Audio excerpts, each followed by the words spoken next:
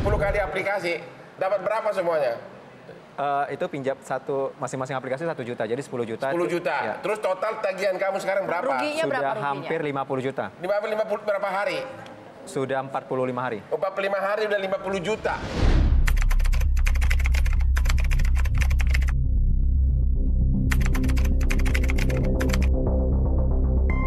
Sejak pandemi ini, mereka sangat mengurangi sekali terhadap ekspansi kreditnya. Karena apalagi pinjol ya, pinjol ini kebanyakan yang minjam adalah orang-orang yang belum bankable, sehingga biasanya paling rentan dengan kondisi pandemi ini. Maka kecenderungannya kalau kita lihat, biasanya mereka itu tumbuhnya kredit hampir 10%-an, tapi saat ini hanya sekitar 3%. Nah, itu menunjukkan bahwa pinjaman online pun juga sangat mengerem terhadap pinjaman, karena pertama mereka melihat bahwa satu pendapatan, tapi mereka tetap memberikan kredit bagi yang existing, di mana mereka bisa melihat data-data dari orang-orang sudah dapat pinjaman.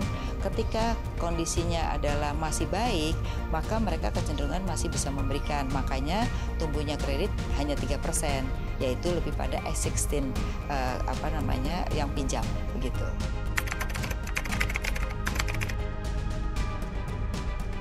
P2P yaitu pinjaman online, itu mereka uangnya bukan punyanya perusahaan online itu atau pinjaman online itu, tapi juga bukan dana masyarakat. Jadi P2P itu tidak boleh mengumpulkan dana masyarakat. Jadi pinjaman yang diberikan kepada debiturnya itu adalah dana dari pihak lender namanya. Sehingga lender ini bisa individu, bisa bank, bisa juga perusahaan lain gitu. Nah, sangat tergantung apakah permintaan daripada si peminjam ini disetujui atau dia oleh pihak lender. Tetapi apabila pihak lender atau yang memiliki uang tidak setuju, maka sulit bagi P2P untuk memberikan restrukturisasi. Jadi dalam hari ini bedanya dengan bank adalah kalau bank itu dana masyarakat dikelola langsung oleh bank, maka bank yang berhak memberikan perjanjian untuk model restrukturisasinya diberikan atau tidak. Tapi di sini perusahaan P2P atau fintech yang disebut dengan pinjol itu tidak berhak untuk menyetujui, tetapi harus lapor pada lender. Tapi intinya boleh mengajukan ya, hanya masalahnya disetujui atau tidak itu sangat tergantung pada lender pertama. Yang kedua, kalaupun lender memberikan tetapi sebenarnya mereka masih punya kemampuan, itu juga belum tentu diberikan. Jadi belum tentu diberikan tuh dua cara. Peluang mampu atau tidaknya biasanya adalah kan ini kan restru hanya boleh yang kena COVID. Tapi apabila dilihat dari transaksi mereka itu ternyata mereka itu masih bagus pendapatannya, maka dia tidak akan diberikan restrukturisasi karena dianggap masih punya kemampuan untuk membayar hutang. Si peminjam itu harus bisa meyakinkan bahwa mereka itu kena COVID, misalnya dengan memberikan data mengenai penurunan penjualan setelah pandemi.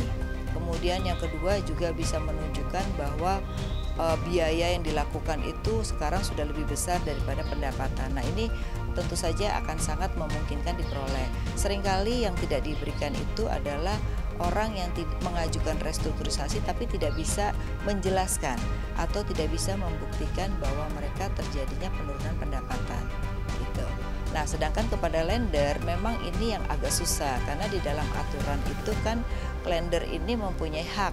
Tapi kalau lendernya bank biasanya kecenderungannya lebih bisa untuk memberikan restru dibandingkan kalau lendernya mungkin perorangan gitu. Jadi yang tahu siapa lendernya itu adalah perusahaan P2P itu sendiri.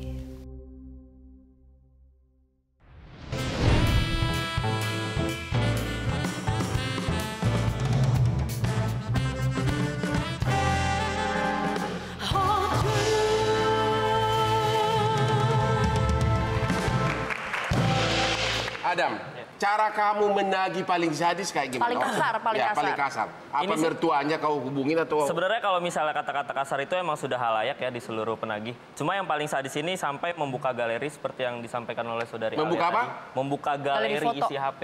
Isi itu HP bisa dari akses. Itu bisa kita akses. Oh, dari sistemnya bisa lihat bisa apa di kita dalam akses isi nomor HP-nya. telepon, kontak, seluruh panggilan masuk, Sampai isi ke foto-foto. pesan, Dari si debitur ya? Iya.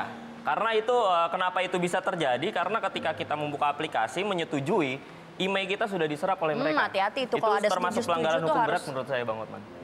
Itu yang perlu diperhatikan lagi. Nomor emailnya ya? Iya, nomor email HP. Email, sistem HP. Nomor emailnya ya? Iya, Oke. betul. Makanya banyak kejadian. Terus yang sudah kau dapat, kau apain? Orang-orang itu kau kirimin semua, mertuanya, kita share kakeknya? semua. Iya, jadi semua kontak itu kita bikinkan grup, kita sebar fotonya di situ. Kalau inilah orang yang tidak bayar utang, begitu? Iya, betul. Bahkan kita juga Pernah nggak kau kirim gambar porno seperti yang dibilang tadi? Kalau saya pribadi nggak pernah. Mungkin teman-teman saya kurang tahu ya Bang Hotman. Oke. Nah, jadi yang pernah kita lakukan itu foto pribadi sama kita mau melakukan fitnah. Dan itu selalu disuruh oleh majikanmu? Atasan. Enggak, itu tekanan. Sebenarnya Tekanan, harus. Harus, karena Oke. kita dikejar target. Oke. Bapak sebagai asosiasi pinjaman online, benar nggak bahwa itu tadi 5 menit dapat duit bisa pinjam dapat 5 menit. Kemudian dalam 5 hari naik sekian ratus%. Dan kemudian juga cara menagih dengan cara kasar, porno, segala macam. Gimana Pak? Ya, siap. Bang Hotman, jadi sebelumnya sih kami ingin menyampaikan bahwa di Indonesia itu menurut data World Bank, itu ada kebutuhan kreditnya 1.600 triliun per tahun. Dan itu yang bisa dipenuhi oleh perbankan, oleh lembaga-lembaga yang sekarang cuma 600 triliun.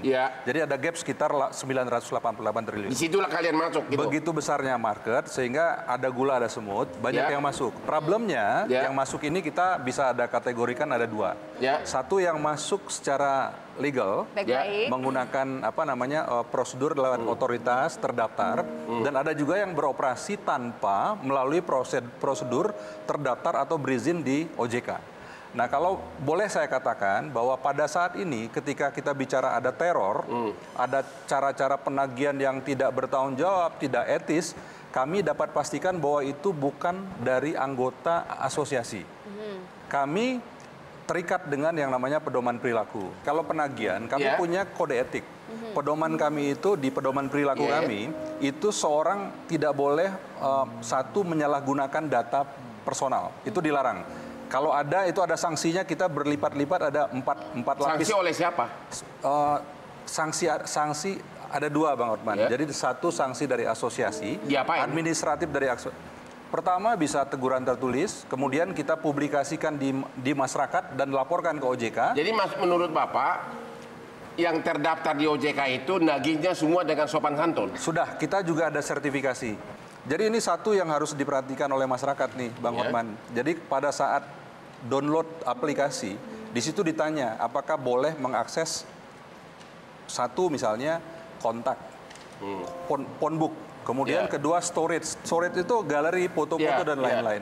Nah, di fintech yang terdaftar di OJK, anggota asosiasi kami cuma boleh mengakses kamera, kemudian mikrofon, kemudian location.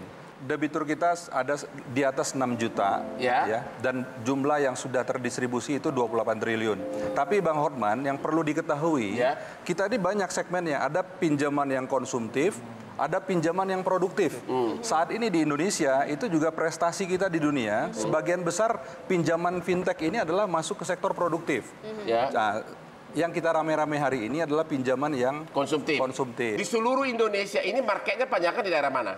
Kalau sekarang tentunya masih di Jakarta. 70% di Jawa. Di Pulau Jawa ya. Oke, kalau gitu kita lanjut kepada Pak Asep ini ya. Bagaimana? Aspek pidana perdatanya gimana dari segi penagihan? Ini dasarnya kan utang piutang. Utang piutang itu masuk perjanjian. Perjanjian kita pernah belajar. Harus tunduk kepada 1320, 1338. Jadi masuk perdata. Perdata dulu. Perdatanya utang piutang. Tapi di perdata orang boleh konsesi utang piutang. Cuman dibatasin satu. Bunga tidak boleh lebih dari bunga moratoir. Benar. Di bawah 4%. Kalau lebih dari itu karena undang-undang pengriba. Ya, kalau ke pengadilan bisa dibatalkan utang piutang itu, karena hakim bisa menjatuhkan dengan undue influence. Pakai pengacara, tapi honor pengacara lebih mahal. Datang ke hotroom kan, kita harus bantuin. Jadi semua kalau ada perjanjian utang piutang dengan siapapun, bunga tidak boleh di atas bunga undang-undang moratorium. Jadi kalian lawan gitu maksudnya. Oke, terus kalau kita gugat di pengadilan, pasti oleh hakim akan dibatalkan. Kalau bunga lebih dari bunga undang-undang, itu hak hakim masuk ke perjanjian. Jadi secara perdata hanya boleh. Perdata pun kalau nggak bisa bayar nggak ada sanksinya kan? Nggak ada sanksinya, bisa dibatalkan perjanjian. Itu undue influence atau misbreak part of the harden. Dibatalkan, bunga akan diturunkan sesuai undang-undang. Jadi bunganya tidak jadi mungkin. Jadi kalau perdata walaupun digugat dihukum, kalau lu nggak punya harta lagi nggak apa-apa, tenang aja. Hanya ada punya celana busuk gitu. Sekarang satu dulu. Jadi kalau dia punya hak untuk menagih menagih itu cara hukum hanya gugat di pengadilan. Benar. Nah, sekarang kalau pakai debt collector, pakai ancaman, itu pidana. Sekali lagi, Benar. udah jurisprudensi. Sekali satu lagi. Kalau tadi ketika ancaman ada pornografi, kena undang-undang ITE. Ya. Ada ancaman, undang-undang ITE. Ya. Kena KUHP. Pornografi, kena pornografi. Jadi Anda laporkan. Bahkan itu dilaporkan juga ini tindak pidana biasa. Penegak hukum harus mengambil orang-orang yang ancam itu. Hati-hati. Kedua, debt collector, sudah putusan. Debt collector kalau datang ke saudara, ngambil barang saudara, atau saudara itu Pencurian itu. pencurian, tidaknya penggelapan, udah jurisprudensi. Jadi ini masalah utang piutang, kalau Anda punya utang, ya gugat perdata. Kita akan lihat dulu modus-modus para peminjaman online ini. Dia, kita simak.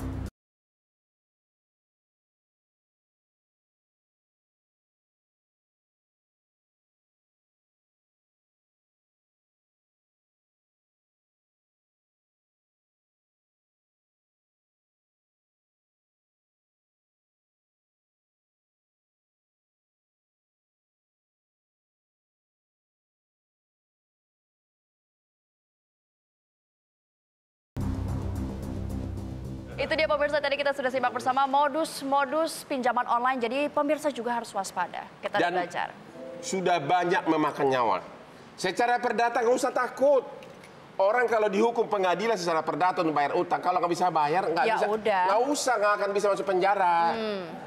Ya pemirsa, kita akan hadirkan informasi lainnya dan pembahasan lain usai jeda. Berikut ini tetaplah bersama kami di Hot Room.